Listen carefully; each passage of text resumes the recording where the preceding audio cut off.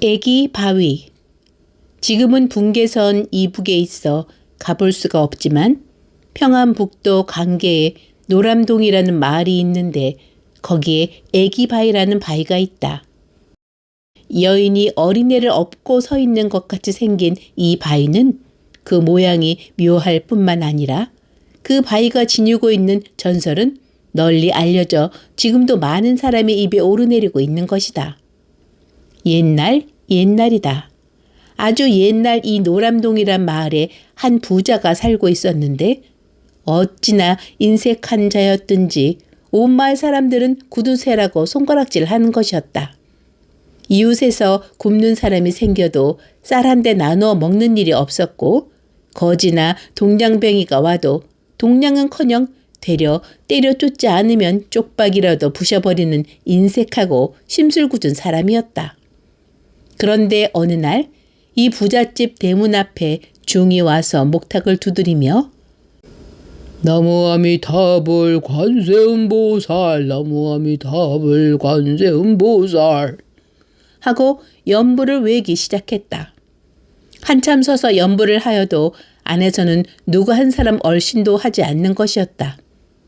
그래도 중은 다시 큰 소리로 이댁에 시주받으러 중이 왔습니다 하였다. 그랬더니 얼마 후에야 이 집에선 부처를 믿지 않으니 다른 집에 나가보 하는 굵직한 음성이 흘러나왔다.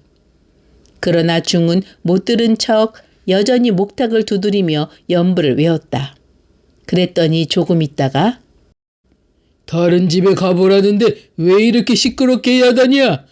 백날을 서 있어도 아무것도 줄 것이 없어 하고 이번에는 아까보다 거친 음성이 들렸다. 그래도 중은 여전히 못 들은 채 목탁을 두드렸다. 그랬더니 조금 후 대문이 활짝 열리며 병력 같은 고함 소리가 들렸다. 에이, 이 빌어먹을 놈의 중새끼가 가라면 갈 것이지 왜 대문 앞에 서서 시끄럽게 구는 거야? 에? 그는 분명히 이 집 주인이었다. 그래도 중은 허리를 굽혀 공손히 인사를 하며 여전히 연부를 했다. 어서 가라고. 아무것도 줄 것이 없단 말이야. 그러자 중이 입을 열어 소승 문안드리옵니다. 한 줌의 쌀이나 잡곡도 좋으니 보시해 주시면 감사하겠습니다. 라고 하자 듣기 싫다니까. 자꾸 말해봤자 피차 감정만 상하니 어서 다른 데로 가봐. 그러면서 대문을 꽉 닫고 안으로 사라지는 것이었다. 그러나 중은 물러가지 않고 끈질기게 목탁을 두드리며 연부를 계속했다. 조금 후 주인은 화가 난 얼굴로 다시 뛰쳐나와 외양간으로 가는 것이었다. 그리고 쇠똥을 한 삽 떠가지고 나오더니 정 가져가야 했거든. 이것이라도 가져가거라. 하는 것이었다. 중은 아무 말 않고 바랑을 벌렸다. 그랬더니 그 구두쇠 주인은 거침없이 쇠똥을 퍼붓고는 안으로 들어가는 것이었다. 그러나 그 중은 조금도 표정을 바꾸지 않고 돌아서 걷기 시작했다. 몇 걸음 걸었을까? 바로 그때 여보세요, 스님! 하고 등 뒤에서 여인의 부르는 소리가 들렸다. 중이 되돌아보니 그녀는 구두쇠 영감의 며느리였다. 그 여인은 시아버지 몰래 쌀 한 그릇을 퍼가지고 나와 저의 아버님을 허물하지 마세요. 원체 성미가 그러신 분이에요. 하고 사과를 하는 것이었다.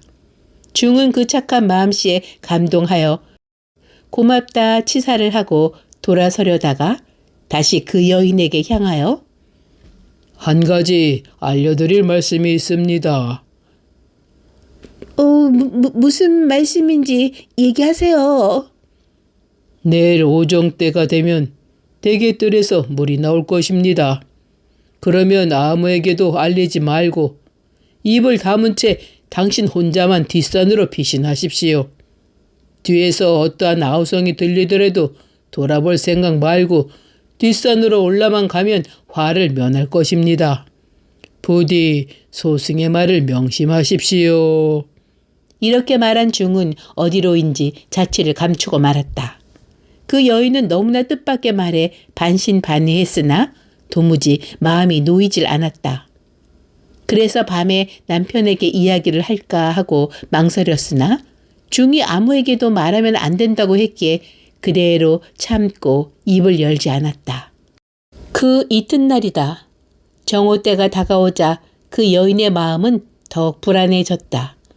그래서 틈틈이 뜰 아래를 지켜보고 있었는데 과연 정오가 되자 난데없는 물이 뜰 아래서 솟아오르는 것이 아닌가?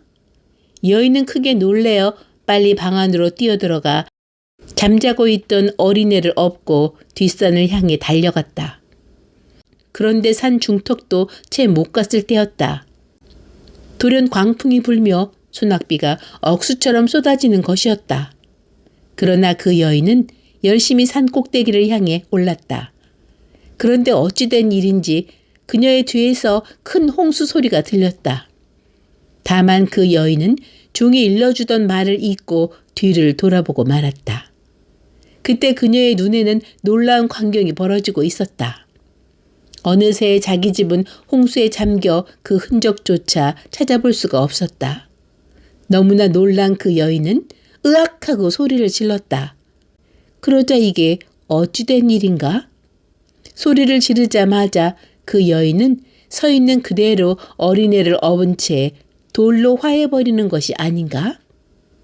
그리하여 지금도 그 여인이 어린애를 업은 채 돌이 되어버린 화석이 그대로 남아있는데 그 후 사람들은 이 돌을 가리켜 애기바위라고 부르고 있었던 것이다.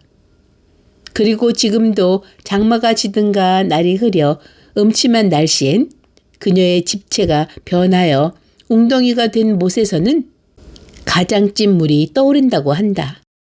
그러나 그것을 건지거나 만지기만 하면 큰 화를 입는다 하여 손을 대려는 사람이 없었다고 전한다.